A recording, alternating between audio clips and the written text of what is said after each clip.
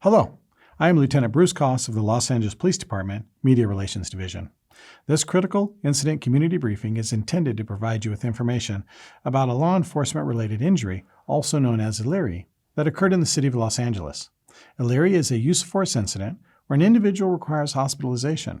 You're about to see relevant video footage and learn about other evidence and police procedures related to this case, so you can have a better understanding of what occurred, based on what we know now.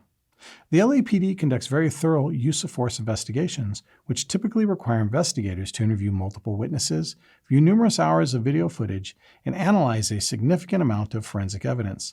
We are still at the very early stages of this investigation, which can often take up to a year to complete, and our understanding of this incident may change as this additional evidence is collected, analyzed, and reviewed. We also do not draw any conclusion about whether the officers acted consistently with our policy and the law until all the facts are known and the investigation is complete. A word of caution: the images and information you're about to see may be disturbing. When a police officer uses force to arrest a suspect or defend against an attack, it may be graphic and difficult to watch. In addition, there may be strong language used by those shown in the video. Viewer discretion is advised, especially for young children and sensitive viewers. This incident occurred in Central Division on June 8, 2025 at around 5:10 p.m. Los Angeles Police Department uniformed officers responded to a mass protest that was occurring in downtown Los Angeles in the area of Alameda Street and Temple Street. After the mass protest was declared, an unlawful assembly and multiple dispersal orders were given to the crowd. LAPD officers established a skirmish line. During the crowd control mobile field force operation, the officers began to move an unruly crowd west on Temple Street from Alameda Street. During the event, some protesters refused to disperse and began throwing rocks and bottles at the officers. As a result, multiple officers discharged less lethal foam projectile rounds at specific individuals in the crowd who were posing a threat to the officers. One of the individuals who refused to disperse was later identified as Moises Corrales. As the officers continued to move the unruly crowd west on Temple Street towards Los Angeles Street, protesters continued throwing rocks and bottles at officers. As a firework thrown by protesters detonated near the officers, an officer assigned to Central area discharged a round from his 40mm less lethal launcher at a protester, which struck Corrales, and a law enforcement-related injury occurred.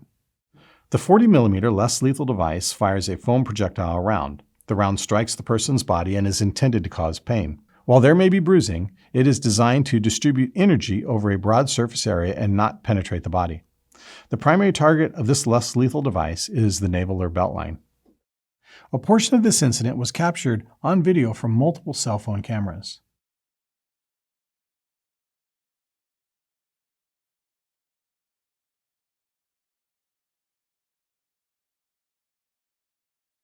Munitions, which could cause significant risk of serious injury.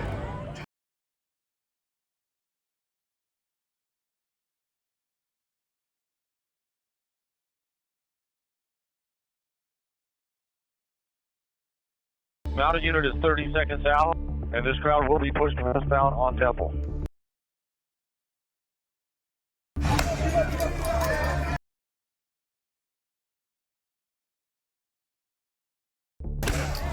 No, don't throw shit, don't throw shit! You keep moving! Turn on your camera!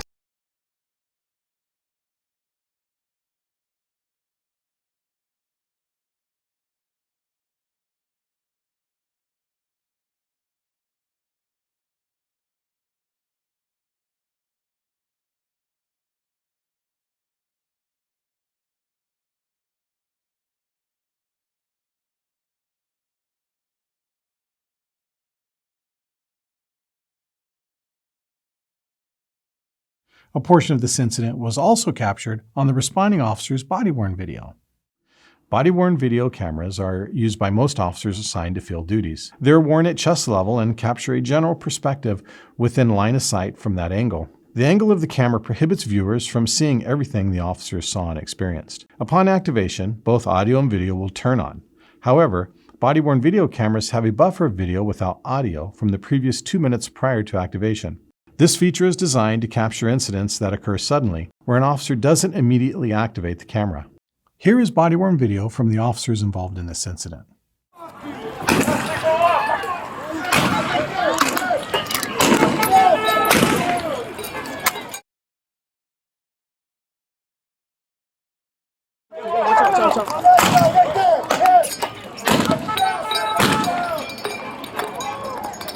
Following the law enforcement-related injury incident, Corrales finally disengaged and moved off to the side away from the path of the officers as they continued to move the unruly crowd west on Temple Street.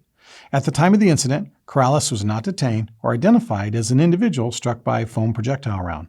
As such, he was not offered medical treatment.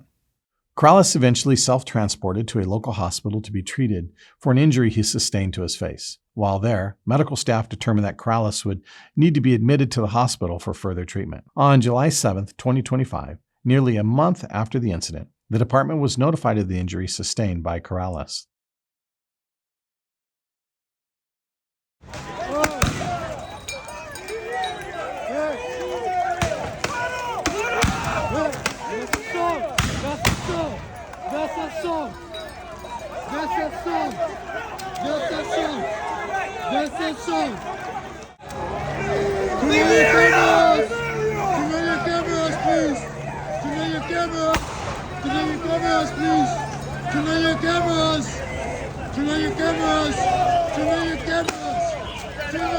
Keep moving! I am! You keep moving! Turn on your camera!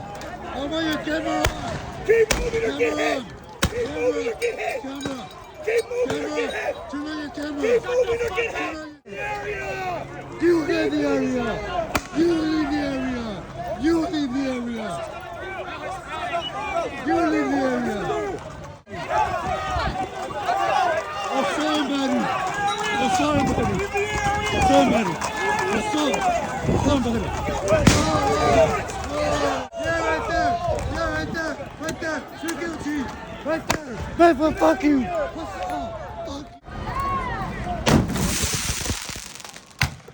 Fuck your tactics! Fuck you! Fuck you! Fuck you! Go for it!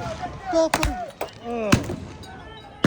Department policy defines any force option which results in an injury requiring hospitalization as a categorical use of force.